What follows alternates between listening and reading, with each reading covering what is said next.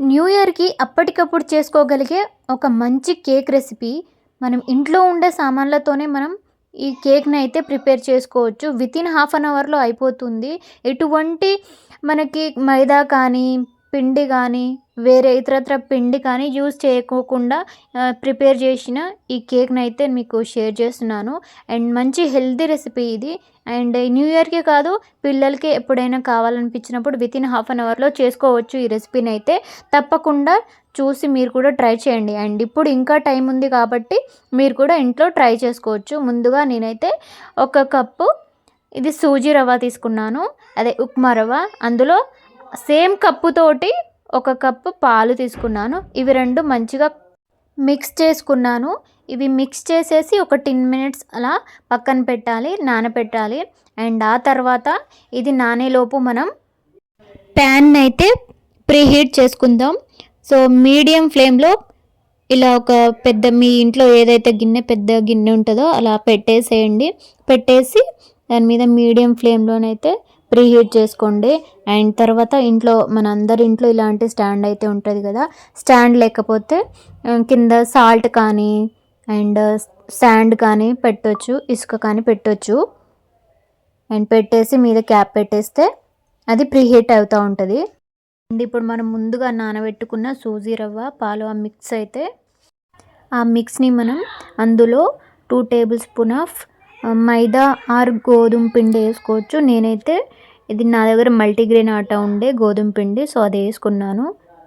And మనం సూజీ రవ్వ ఏ కప్పుతో అయితే తీసుకున్నామో ఆ కప్పుతోటి సేమ్ కప్పు మనం షుగర్ తీసుకోవాలి. షుగర్ తీసుకున్న తర్వాత నేనైతే ఇక్కడ పైనాపిల్ ఎసెన్స్ వేసుకున్నాను. మీకు నచ్చిన ఏ ఫ్లేవర్ అయితే వేసుకోవచ్చు. అండ్ వెనిలా కానీ, స్ట్రాబెర్రీ, బటర్ స్కాచ్ ఏదైనా వేసుకోవచ్చు. మీకు నచ్చింది, మీకు ఇష్టమైంది. ఆర్ ఎల్స్ ఇక్కడ ఏ ఫ్లేవర్ లేదు నా దగ్గర అనుకునే వాళ్ళు మాత్రం చక్కగా మీ దగ్గర ఇలాచీ పౌడర్ ఉంటుంది కదా, అది వేసుకోవచ్చు. అండ్ ఇదే మిక్సీలో మనం ఇలాచీలు ఉన్నా కూడా డైరెక్ట్ వేసుకొని చేసేసుకోవచ్చు. అండ్ ఇది మిక్సీ పట్టుకున్న తర్వాత ఇంకో మిక్సింగ్ బౌల్లోనైతే నేను తీసుకున్నాను దీన్ని. అండ్ ఇందులో 1/2 table spoon baking powder and baking soda 2 same రేషియోలో తీసుకున్నాను నేను. అండ్ ఇందులో మనము పెరుగు కానీ ఎగ్ కానీ తీసుకోలేదు కాబట్టి మనం ఇందులో ఒక 2 tablespoon of oil and lemon, baking soda and baking powder 2 active అయ్యేలాగా మనం ఇలా లెమన్ అయితే స్క్వీజ్ చేసుకోవాలి. సో, లెమన్ ద్వారా మనకి అంత పులుపు అయితే ఏం కాదు, ఆల్రెడీ స్వీట్నెస్ ఉంది కాబట్టి చక్కగా సరిపోతుంది. అండ్ అన్నీ ఇంట్లో ఉన్న వాటితోనే మనం నీట్గా కేక్ని అయితే ప్రిపేర్ చేసుకోవచ్చు. అండ్ ఇందులో నేను కొంచెం పెరిగేసాను అండ్ కొంచెం ఫ్లఫీనెస్ వస్తుందని చెప్పేసి. అండ్ ఇలా అయితే మిక్స్ చేసుకోవాలి. అండ్ ఎక్కడ ఉండలు లేకుండా కొంచెం ఒకటే డైరెక్షన్లో మిక్స్ చేసుకోండి. నీట్గా మిక్స్ అయిపోతుంది. అలా మిక్స్ చేసుకున్నప్పుడు పిండి ఏదైనా కొంచెం అలా గట్టిగా ఉంటే పాలు పోసుకోండి. కొంచెం కొంచెంగా పోసుకొని మనం కొంచెం పల్చగా చేసుకుంటే బాగుంటుంది. అండ్ కొంచెం లూజ్గా తెలిసిపోతుంది మనకి, కొంచెం జారుడుగా ఉంటే సరిపోతుంది.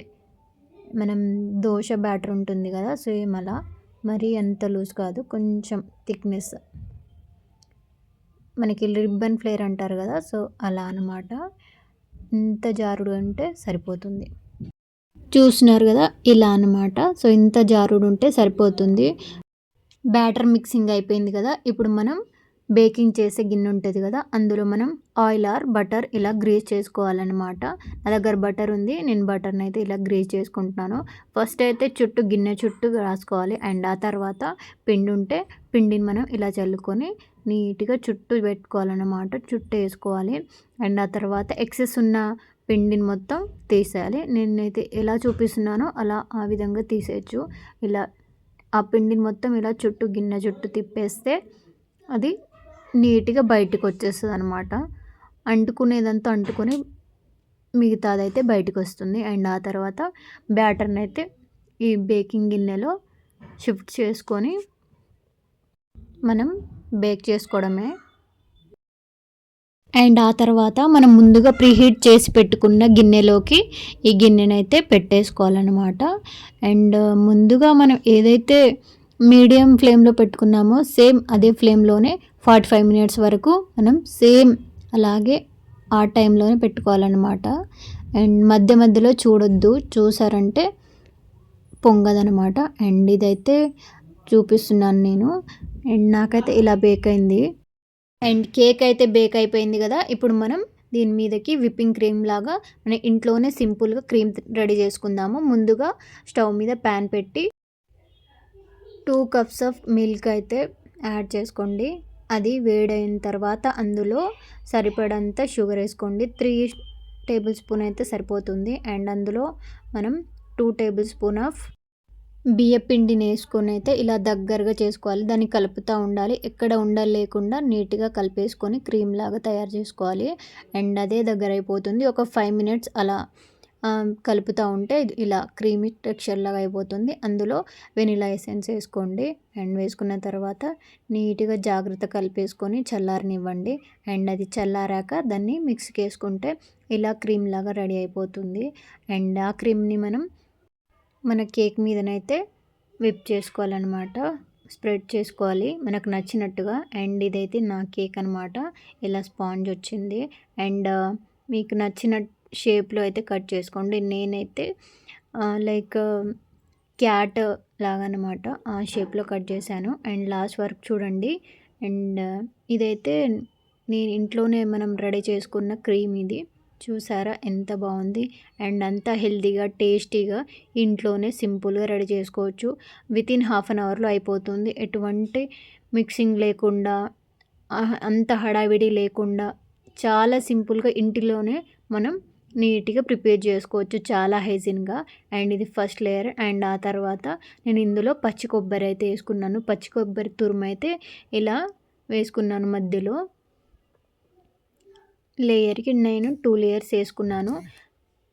అండ్ ఇది సెకండ్ లేయర్. అండ్ ఈ సెకండ్ లేయర్లో కూడా సేమ్ అలాగే అదే సేమ్ క్రీమ్ వేసేసి మీద నుండి పచ్చి కొబ్బరి తురుము ఉంటుంది కదా, అది కూడా సేమ్ అలాగే వేసేసుకున్నాను. అండ్ ఇది ఫైనల్ లేయర్. మనం ఈజీగా ఇంట్లోనే ఎటువంటి కెమికల్ లేని క్రీమ్ అయితే ఇంట్లోనే రెడీ చేసుకొని మంచిగా హ్యాపీగా హెల్తీగా మన పిల్లలకైతే మనం పెట్టుకోవచ్చు. అండ్ కేక్ ఇలా అయితే రెడీ అయిన తర్వాత 2 అవర్స్ ఏమో డీప్ ఫ్రిడ్జ్లో పెట్టుకుంటే మన కేక్ అయితే రెడీ. అండ్ ఎంతో హెల్తీ ఎంతో టేస్టీ అయిన మన కేక్ని అయితే ఇలా రెడీ చేసుకోవచ్చు. సో చూసారు కదా ఎంత బాగుంది కేక్ అనేది. మీరు కూడా ట్రై చేసి టేస్ట్ ఎలా ఉందో నాకు తప్పకుండా కామెంట్ చేయండి. అండ్ మీ కామెంట్ కోసం నేనైతే వెయిట్ చేస్తూ ఉంటాను. అండ్ సో చూసారు కదా ఇవాల్టి ఇంత మంచి రెసిపీ. అండ్ ఇలాంటి మంచి మంచి రెసిపీస్ కోసం అండ్ మంచి మంచి వీడియోస్ కోసం మన ఛానల్ని అయితే సబ్స్క్రైబ్ చేసుకోండి. అండ్ నన్ను సపోర్ట్ చేసేయండి. అండ్ చూసారు కదా ఇది ఇవాల్టి వీడియో మీ అందరికీ అయితే నచ్చిందని అనుకుంటున్నాను. నచ్చితే లైక్ షేర్ అండ్ సబ్స్క్రైబ్. మరొక మంచి వీడియోతో మీ ముందుంటాను. Thanks for watching. బాయ్.